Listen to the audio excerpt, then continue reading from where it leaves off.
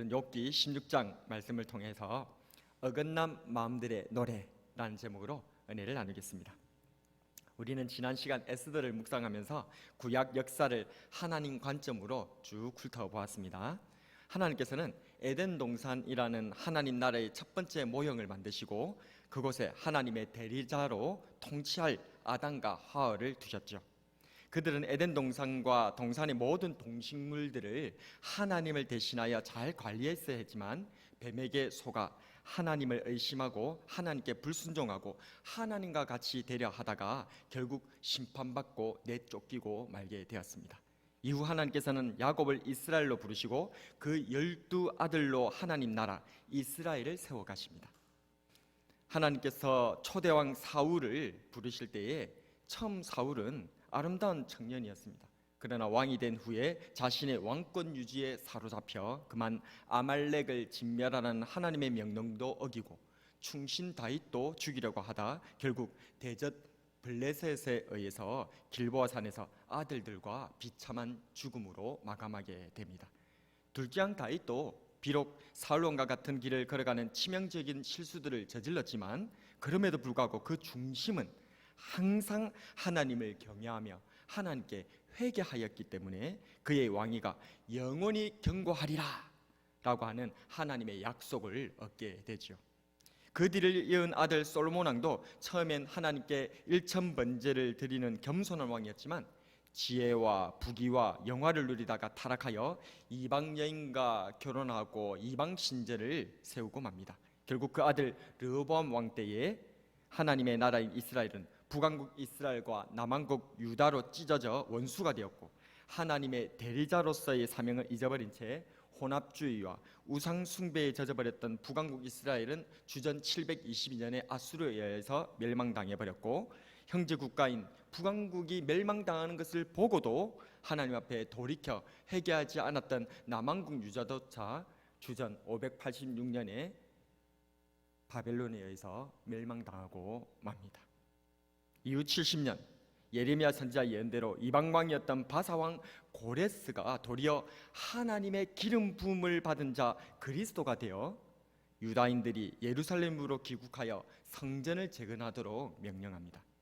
왕족 스룹바벨과 대제사장 예수아를 중심으로 1차 포로 귀환한 유다인들은 형제 지파들인 사마리아인들을 성전 재건에서 배제하여 형제간 분란을 일으킵니다.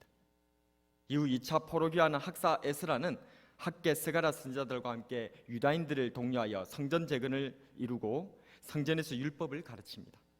하지만 이미 이방 여인들과 결혼하여 자녀들까지 낳고 살고 있었던 사람들까지도 아내와 자녀들을 쫓아보내라고 명령을 하고 말았죠.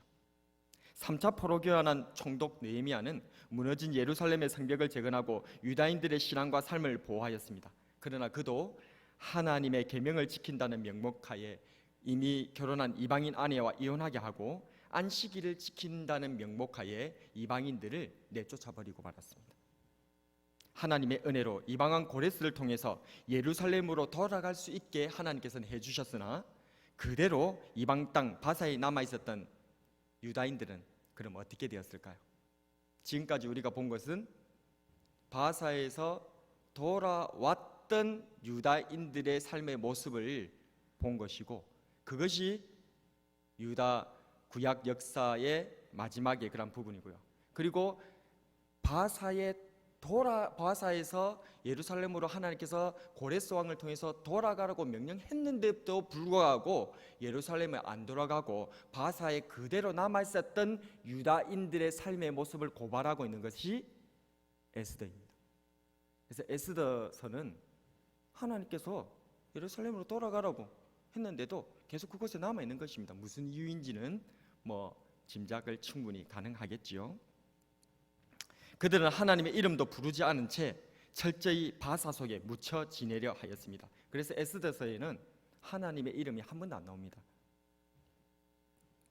타락한 바사왕 아하수에로가 자신의 정숙한 아내인 와스디를 내쫓아버리고 전국에 미인대회를 열어서 새로운 왕비를 찾을 때에 철저히 유다인으로서의 신분을 감춘 아리따운 여인, 얼굴만 예쁜 여자 에스더가 왕비로 간택됩니다.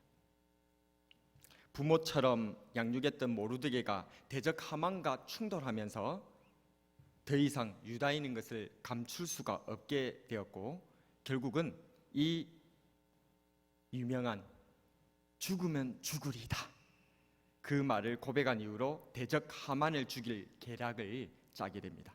그 계략은 바로 이것입니다. 부패한 향락을 즐겼던 왕 아수에로와 하만을 자신의 파티에다가 불러다가 기분 좋게 진탕 어울려 주고는 결정적인 순간에 하만을 왕비를 음해하고 겁탈하려는 역모자로 몰아버리는 것이었습니다. 이러한 비도덕적이고 파렴치한 작전으로 에스더와 모르드게와 유다인들은 하만과 그 족속 아말렉과 싸워 이기게 되었고, 유다인들은 그들을 노략하며 그날을 유다인들의 기념일인 불임절로 지키면서 구약 역사는 대단원의 막을 내리게 됩니다. 여기까지가 구약 역사입니다. 구약 역사가 한눈에 보이셨습니까? 우리는 구약 역사를 통해서 하나님께서 세우시려는 하나님 나라의 이야기를 들었습니다. 하나님의 대리 통치자인 하나님의 형상이자 하나님의 자녀들인 우리들을 통해서 하나님께서는 대체 어떤 나라를 세우고자 하시는 것입니까? 하나님께서는 우리 이 대리 통치자들을 대체 어떻게 통치하기를 바라고 계시는 것입니까? 아담과 하와에게는 생육하고 번성하고 땅에 충만하고 다스리고 정복하라 라고 말씀하셨고, 야곱의 12아들에게는 형제애로 하나 되어 세상을 먹이는 곡식 창고가 되라 라고 말씀하셨고, 모세와 광야의 백성들에게는 열방을 위한 거룩한 제사장 나라가 되라 라고 말씀하셨습니다. 그러나 하나님 나라인 이스라엘과 유다는 모두 실패하고 말았습니다. 그들은 새롭게 성전을 재건하며 소위 하나님 나라를 재건하려고 하였지만 그 모든 것이 고르반이 되고 말았습니다. 고르반, 헌물이란 뜻으로 하나님께 바쳐진 제물을 말합니다. 원래 고르반은 하나님을 높이려는 신앙에서 출발한 좋은 말이었습니다. 그러나 점차 하나님께 드릴 것을 사람이 개인적인 용도로 쓸 수 없도록 맹세의 어구로 사용되었는데, 처음의 의도와는 달리 악용되어서 하나님께 드렸다, 고르반이라고 하기만 하면 부모님을 복양하지 않는 일이 많아지고 말았던 것이죠. 하나님 신앙을 내세우면서 형제간에 불화하고, 하나님 신앙을 내세우면서 이혼하고 갈라치기 하고, 하나님 신앙을 내세우면서 이웃을 쫓아내고 마는 고르반, 이것이 바로 하나님 백성이라 자칭하던 이스라엘과 유다의 민낯이었던 것입니다. 마태복음 15장 3절에서 9절에는 예수님께서 이 고르반에 대해서 말씀하십니다. 대답하여 이르시되 너희는 어찌하여 너희의 전통으로 하나님의 계명을 범하느냐? 하나님이 이르셨으되 내 부모를 공경하라 하시고 또 아버지나 어머니를 비방하는 자는 반드시 죽임을 당하리라 하셨거늘, 너희는 이르되 누구든지 아버지에게나 어머니에게 말하기를 내가 드려 유익하게 할 것이 하나님께 드림이 되었다고 하기만 하면 그 부모를 공경할 것이 없다 하여 너희의 전통으로 하나님의 말씀을 폐하는도다. 외식하는 자들아, 이사야가 너희에 관하여 잘 예언하였도다. 일렀으되 이 백성이 입술로는 나를 공경하되 마음은 내게서 멀도다. 사람의 계명으로 교훈을 삼아 가르치니 나를 헛되이 경배하는도다 하였느니라 하시고. 그렇습니다. 무엇이 문제입니까? 하나님 대체 무엇을 얘기하고 계시는 겁니까? 마음이 문제인 겁니다. 하나님께서는 마음을, 중심을 보시는 분인 줄로 믿습니다. 사무엘상 16장 7절 우리 같이 한번 읽어보도록 할까요? 시작. 여호와께서 사무엘에게 이르시되 그의 용모와 키를 보지 말라. 내가 이미 그를 버렸노라. 내가 보는 것은 사람과 같지 아니하니 사람은 외모를 보거니와 나 여호와는 중심을 보느니라 하시더라. 아멘. 하나님의 마음은 이해하지도 못한 채 그저 올바르게만 하려 했던 유다인들의 성전 재건 시도는 서로 엇갈린 채 점점 멀어지게 되고 말았던 것입니다. 그리고 이어서 욥과 그의 친구들의 노래가 나오고 있습니다. 욥은 당대의 의인이었습니다. 하나님께서 사탄 앞에서도 자랑하는 하나님의 자랑이 바로 이 욥이었죠. 그런 욥에게 사탄의 시험이 찾아왔고 욥은 하루아침에 재산과 아들들과 자신의 건강마저 잃고 말았습니다. 심지어 욥의 아내는 하나님을 저주하고 죽어버리라라고 독서를 퍼부었습니다. 모든 것을 잃은 욥이었지만 욥에게는 마지막으로 남은 것이 있었습니다. 뭘까요? 바로 욥의 친구들이었습니다. 욥의 친구들은 당대의 지혜자들로서 욥의 고난 소식을 듣고 멀리서 단숨에 찾아와 함께 슬퍼하며 죄를 뒤집어쓰고 7일간 침묵하며 곁을 지켜주었던 정말 훌륭한 친구들입니다. 욥기 2장 11절에서 13절에 그때에 욥의 친구 세 사람이 이 모든 재앙이 그에게 내렸다 함을 듣고 각각 자기 지역으로부터 이르렀으니 곧 대만 사람 엘리바스와 수아 사람 빌닷과 나아마 사람 소발이라. 그들이 욥을 위문하고 위로하려 하여 서로 약속하고 오더니 눈을 들어 멀리 보매 그가 욥인 줄 알기 어렵게 되었으므로 그들이 일제히 소리질러 울며 각각 자기의 겉옷을 찢고 하늘을 향하여 티끌을 날려 자기 머리에 뿌리고 밤낮 7일 동안 그와 함께 땅에 앉았으나 욥의 고통이 심함을 보므로 그에게 한마디도 말하는 자가 없었더라. 아멘. 이러한 친구들에게 욥은 자신의 생일을 저주하고 태어난 것을 저주합니다. 너무나 자신의 처지가 고통스럽고 처참했기 때문이었습니다. 그러나 욥의 친구들도 괴로웠습니다. 왜요? 그토록이나 아름다웠던 내 친구 욥이 이 고난 가운데 자빠지고 쓰러져서 자신의 생일을 저주하고 떨어져 있는 이 모습을 지켜보는 친구들도 너무 괴로웠던 거예요. 우리는 욥이 의인이기 때문에 욥의 말들만 옳은 말이라고 생각할 수 있습니다. 그러나 욥의 친구들도 욥 못지않은 당대의 현자들이었습니다. 그들의 말들도 모두 지혜로운 말들입니다.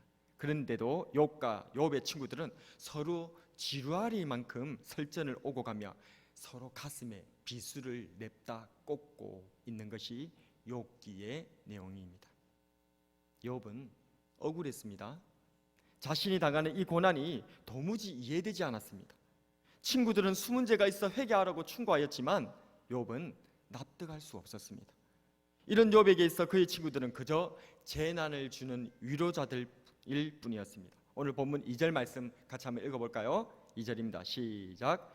이런 말은 내가 많이 들었나니 너희는 다 재난을 주는 위로자들이로구나. 하나님조차도 자신에게 진노하사 찢고 적대시하며 원수가 되었다라고 욥은 단언합니다. 9절에 보면 같이 읽어볼까요? 그는 진노하사 나를 찢고 적대시하시며 나를 향하여 이를 갈고 원수가 되어 날카로운 눈초리로 나를 보시고 그럼에도 불구하고 자신은 여전히 어렵고 정결하다고 주장합니다. 17절에 보면 그러나 내 손에는 포악이 없고 나의 기도는 정결하니라. 자신들은 물론이고 하나님보다도 더 어렵다고 주장하는 이 욥에게 아무리 뛰어난 현자들이라 할지라도 욥의 이 세 친구들은 그저 욥과 말싸움을 이어갈 뿐이었던 것이죠. 그러자 더 이상 참지 못하고 욥의 세 친구들과 함께 있었던 엘리후가 하나님보다도 자기가 더 어렵다고 주장하는 욥을 향해서 화를 낸 후에 욥의 고난의 이유를 이렇게 설명해 줍니다. 여러분들 욥의 고난의 이유를 좀 궁금하셨죠? 엘리후가 설명 다 해줬습니다. 욥기 37장 13절입니다. 같이 한번 읽어볼까요? 시작. 혹은 징계를 위하여 혹은 땅을 위하여 혹은 긍휼을 위하여 그가 이런 일을 생기게 하시느니라. 아멘. 엘리후가 뭐라고 했다고요? 혹은 징계를 위하여. 이 말은 누가 했던 겁니까? 욥의 친구들, 세 친구들이 네가 숨은 죄가 있기 때문에 하나님 앞에 이 고난은 징계를 받는 것이다, 그걸 얘기했죠. 그거는 세 가지 중에 고난의 이유 세 가지 중에 한 가지에 불과합니다. 근데 그걸로 계속 욥을 단죄하니까 욥하고 지리한 공방을 이어가는 것이죠. 근데 엘리후는 거기에 더 나아가서 두 가지를 더 밝혀줍니다. 고난의 이유가 더 있다는 것이죠. 두 번째는 바로 땅으로 대표되는 피조 만물을 위해서 당하는 고난이 있다는 거예요. 우리가 땅을 위해서, 피조 만물을 위해서 고난을 당하는 그런 것도 있다는 겁니다. 또 더 나아가서 헤세드, 하나님의 긍휼, 불쌍히 여기시는 그 사랑을 드러내기 위해서 희생하는 고난도 있다는 것을 이 엘리후가 가르쳐 주었다는 거예요. 욥은 그걸 전혀 몰랐죠. 내가 죄가 없는데 왜 이런 고난을 당할까? 이것만 생각한 거예요. 그러니까 계속 억울하고 계속 화가 나고 하나님께도 원망이 되고 난리가 난 거예요. 그리고 친구들도 그거밖에 모르니까 자꾸 네가 가만히 생각해봐라, 숨은 죄가 있을 거다, 가만히 생각해봐라, 그것 때문에 그럴 거다, 자꾸 그것만 얘기하는 거예요. 그런데 아무리 욥이 자기가 돌아봐도 그걸 발견을 못 하겠거든요. 그러니까 자꾸 화만 나고 짜증이 나는 것이죠. 고통만 대하는 것입니다. 그런데 엘리후는 뭐라고요? 땅을 위하여 당하는 고난도 있고 또 하나님의 이 헤세드, 이 긍휼하심 때문에 당하는 그 사랑을 드러내기 위해서 당하는 그런 고난도 있더라는 것입니다. 그렇습니다. 우리 구주 예수 그리스도 주님의 고난이 바로 그랬습니다. 주님께서는 지은 죄로 인해서 징계를 받은 것이 아니셨습니다. 주님께서는 범죄한 아담 이후로 죄인들 때문에 고통받는 온 땅과 피조 만물들을 위해서 고난당하셨는 줄로 믿으시기를 바랍니다. 또한 주님께서는 하나님께 불순종하고 하나님을 떠나 핏덩어리로 버려진 채 우리를 불쌍히 여기셔서 당신의 독생하신 아드님의 그 희생의 피로 씻기시고 입히셔서 우리를 당신의 순결한 신부로 거듭나게 하신 분이신 줄로 믿으시기를 바랍니다. 이처럼 하나님의 헤세드, 하나님께서 우리를 얼마나 불쌍히 여겨주시는가를 보여주시기 위해서 당하는 고난도 있다는 것입니다. 이 고난의 깊이에까지 욥이 도달하기를 하나님은 바라셨던 거예요. 왜요? 욥은 하나님의 자랑이었으니까. 저 사탄 앞에서도 자랑할 만큼 네가 온 땅을 두루보았느냐? 내 종 욥도 보았느냐? 그와 같이 나를 경외하는 자가 없도다. 그렇게 하나님의 프라이드, 하나님께 영광을 돌리며 하나님을 자랑스럽게 만들어 줬던 그 욥이 겨우 그 고난의 1단계에 머물러 땅을 위한 고난, 하나님의 긍휼을 드러내는 이 고난까지 나아가지 못한 채 친구들과 싸우고 하나님을 원망하고 자빠져 있는 이 모습을 우리 하나님께서 얼마나 가슴이 아프셨겠습니까? 그러나 우리는 욥과 그의 세 친구들처럼 하나님을 빙자하여 어긋난 마음들의 노래를 부르고 있습니다. 하나님의 마음도 모른 채, 서로의 마음도 모른 채 그저 성경과 교리라는 소위 옳은 말들로 서로에게 상처 위에 상처만 더하고 있었던 건 아닐까요? 우리는 교회에서, 가정에서, 친구들 간에 혹시 재난을 주는 위로자였던 것은 아닌가요? 하나님 사랑은 사람 사랑입니다. 하나님 사랑은 사람 사랑입니다. 아멘 할 때까지 하겠습니다. 하나님 사랑은 사람 사랑입니다. 하나님의 나라는 사람을 사랑하는 나라입니다. 하나님께서는 우리의 아버지로서 우리를 사랑하시며 우리에게 말씀하십니다. 서로 사랑하라. 새 계명을 너희에게 주노니 서로 사랑하라. 내가 너희를 사랑한 것 같이 너희도 서로 사랑하라. 내 계명은 곧 내가 너희를 사랑한 것 같이 너희도 서로 사랑하라 하는 이것이니라.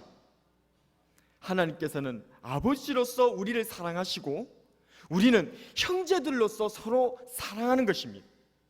그 중에서 먼저 부름받은 사람은 형님으로서 동생들을 아버지의 마음으로 돌봐주어야 했습니다.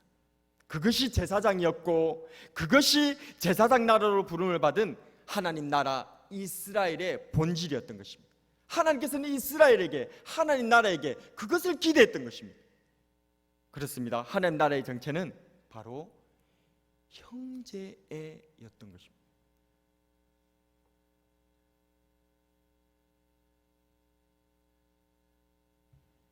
부모님이 자녀를 사랑하는 것은 인간에게 본성의 하나님께서 기록해 놓으셨습니다. 하나님을 알게 하기 위하여서. 그리고 그 하나님을 안다면, 그리고 이제는 하나님께서 우리에게 기대하신 것이 있는데, 그것은 바로 형제입니다. 부모님이 자녀를 사랑하는 것은 안 가르쳐줘도 다 합니다. 근데 형제는 어떨까요? 형제는 가르치고 또 가르쳐야 될까 말까가 됩니다. 여러분들은 형제끼리 사랑하고 계십니까? 멀리 볼 것도 없습니다. 여러분들의 형제, 여러분들의 진짜 가족들, 그 형제들 얼마나 사랑하시는지 돌아보십시오. 그것이 얼마나 어려운가. 그러나 우리 하나님께서는 이 하나님의 나라가 형제애로, 우리 아버지 하나님이 한 분이시란 것을 보고 서로 형제로 사랑하기를, 그리고 먼저 부름받은 저와 여러분들, 하나님 나라의 이스라엘 백성들을 형님으로 세워서 그 동생들, 이방 나라들을 사랑하고 돌봐주라고 하나님 나라로 불러주셨다는 사실을 믿으시기를 바랍니다. 그런데 이스라엘 나라가 실패해버린 거예요. 유다인들이 그것을 실패해버린 것입니다. 그러고는 율법과 성전만을 다시 재건한다고 하니 얼마나 황당한 소리겠습니까? 형제애가 없는데 형제들끼리 미워하고 싸우고 사마리아인들 동족들을 쫓아내버리고 이방인들과 결혼했고 자식까지 있는데 그것을 강제로 율법을 들여대다가 그것을 이혼시켜버리고 갈라지게 해버리고 그 여자들과 그 의지할 데 없는 그 아이들을, 핏덩이들을 내쫓아버리고 안식일 지킨다는 미명하에 이방인들을 다 내쫓아버리고, 그게 바로 성전 재건하려고 하였던 유다인들이 벌린 일들이었습니다. 어찌 하나님께서 그곳에 임재하겠습니까? 어찌 하나님께서 그것을 기쁘시게 받으시겠습니까? 그러니 구약 역사는 그곳에서 끝나버리는 것입니다. 그리고 하나님께서는 기가 막혀서 옳은 말들이 아니고 내 마음을 좀 알아라 라고 노래를 부르기 시작하며 이 욥기가 열리게 된 것입니다.